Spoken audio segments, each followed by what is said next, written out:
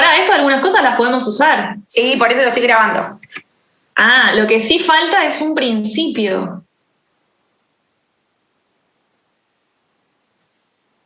Ella es Mariana y yo soy Canela. Y hoy nos vamos a encontrar en algo titulado Mayo de Slasher. Eso podría ser. Mi nombre es Canela y ella es Mariana, y cuando estamos juntas Hola. la monstrua. A partir de este martes nos vamos a encontrar a las 22 horas, todas las semanas por Lumpen TV. Vamos a presentar películas de terror, obviamente, porque es básicamente lo que hacemos todos los días de nuestra vida. Y a partir de esta semana vamos a empezar a trabajar con un género que se llama slasher. Por ese motivo decidimos llamar a Mayo de Slasher. Mayo con SH, además, para que se entienda bien hacia dónde va. Exacto. Con claridad. Bueno, elegimos este género igual porque es un género muy polémico, nos gusta muchísimo, es un placer culposo por momentos, por otros no, la verdad. Y lo que queríamos hacer en realidad es un poco como darle ciertas claves como para entrar a la película de una forma más sencilla, como que tengan algunas guías ahí como para poder verla desde otra mirada, ¿sí? Más allá de la película que vamos a ver hoy, que ahora en un ratito les vamos a explicar, nuestra idea también era tomar algún teórico, alguna punta que tenga que ver con la definición de slasher. Bueno, eso es una locura porque hay un montón de definiciones, además de las definiciones propias que pueda generar cada uno a partir del visionado de muchas películas, pero hay muchísimas definiciones. Nosotras elegimos para hoy, para esta fecha y para esta película, empezar con la definición de una teórica que nos encanta, que escribe mucho sobre esto y que es Carol Clover. Bien. Lo que es interesante de esto es que para poder entrar como la teoría de género dura y pura, decidimos como repensar un poco cosas que conocíamos y recurrir como de una manera muy sencilla a Wikipedia y poder como comenzar desde aquello que resulta conocido y familiar en relación al slasher. Si ustedes hacen el intento de escribir slasher en Wikipedia, lo que se van a encontrar es con el hecho de que slasher es un anglicismo que remite directamente a la palabra cuchillada o acuchillar. El hecho de, o la presencia del cuchillo en el slasher va a ser sumamente importante porque, lo vamos a ver después, el cuchillo es una de las herramientas principales y más utilizadas por los asesinos de estas películas. Si fuéramos a un clásico de los 90 como Scream de Wes Craven, lo que podemos ver es que la definición que se da en esa película de slasher aplica más o menos a todos los slashers más conocidos y mucho menos a todos los slashers que nosotras elegimos para este ciclo de Mayo de Slasher.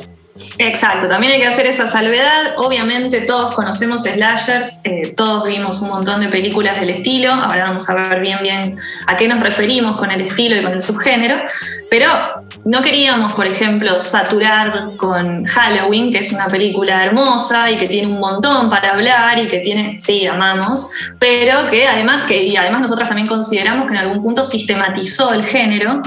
Le dio las pautas fundacionales, tomó todo lo que venía de antes y demás y lo transformó en un género en sí mismo, pero nos parecía que también ya era algo que estaba bastante visto y demás, y que es interesante, siempre es interesante revisarlo. A cada tanto hay que ver de vuelta Halloween, o Viernes 13, son cosas que hay que verlas, pero nos pareció que estaba bueno hacer hincapié en algunas rarezas del slasher, como para poder tener un poco más de tela para cortar y para que estas definiciones nos queden cortas también, porque lo ideal sería que las definiciones nos queden cortas y tengamos que generar las propias.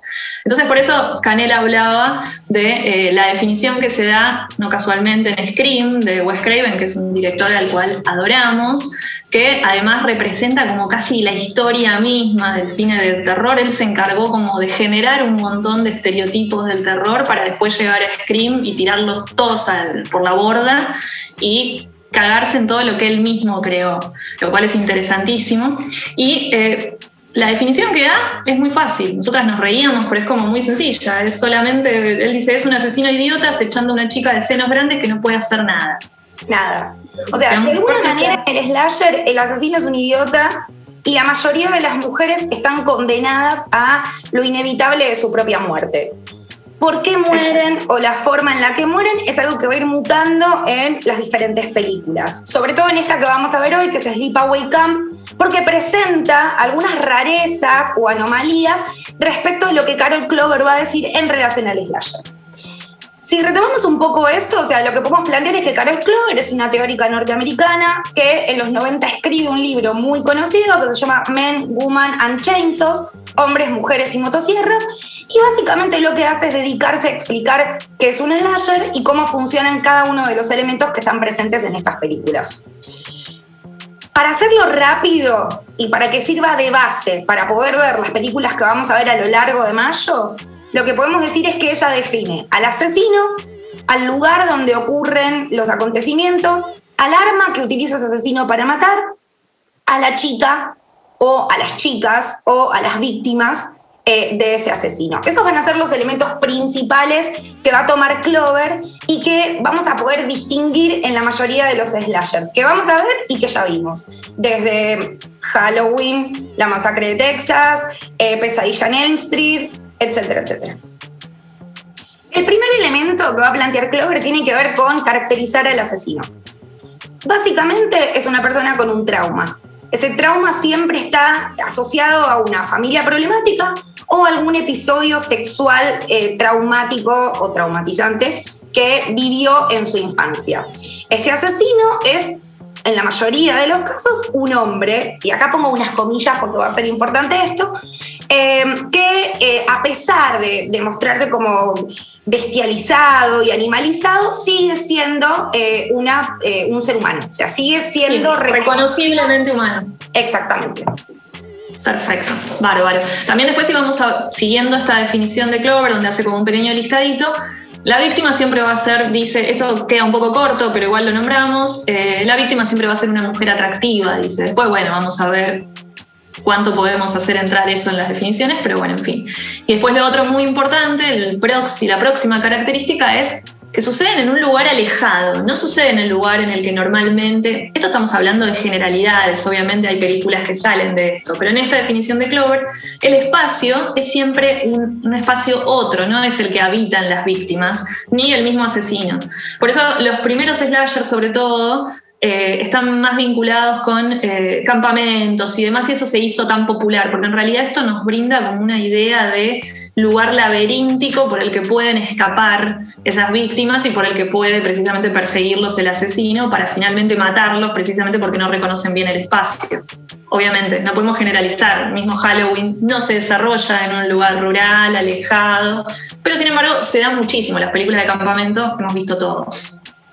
De todas formas, estos elementos que plantea Clover pueden o no pueden estar en las películas. O sea, no es necesario que para que una película sea un slasher tenga los 4 elementos que plantea Clover de manera exacta. O sea, va a haber películas que los van a modificar o los van a subvertir. Por eso nos interesaba este mes trabajar con películas que de alguna manera jugueteaban con el género, ofreciendo como algún punto de vista alternativo o una forma alternativa.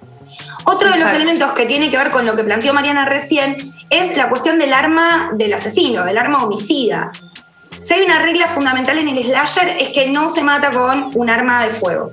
O sea, no se dispara, se acuchilla, se quema, se ahorca, se penetra con un taladro, o sea, hay como... Mucha penetración, sobre todo mucha penetración en el... Mucha penetración. Y hay un dato importante, o sea, la mayoría de las armas que se utilizan en el slasher tienen un componente fálico, se usan para penetrar. Y de ahí viene como el componente sexual tan importante de las películas. Que se puede vincular también al mismo tiempo con el trauma, casi siempre que termina deviniendo de índole sexual. Exactamente, o sea, el asesino no derrapa porque derrapa solamente, sino porque derrapa en un contexto donde esos adolescentes o esas personas que están presentes en su entorno son personas que en su mayoría están sexualmente activas. O sea, que la cuestión del sexo y la cuestión de la muerte van a ir de la mano porque la cuestión del cuerpo es fundamental dentro de los slashers. El cuerpo para placer o el cuerpo sufriente va a ser central. Bien, dicho todo esto, habiendo hablado de Clover y su libro emblemático, habiendo señalado que hay un asesino traumatizado, una mujer o varias mujeres que son el objetivo de ese asesino, un arma o varias armas poco convencionales y un espacio que de alguna manera habilita la exteriorización del trauma por diferentes motivos, damos por inicio la película de hoy, que es Sleepaway Camp, es una película del año 1983, dirigida por Robert Hiltzik. Van a ver un slasher complejo.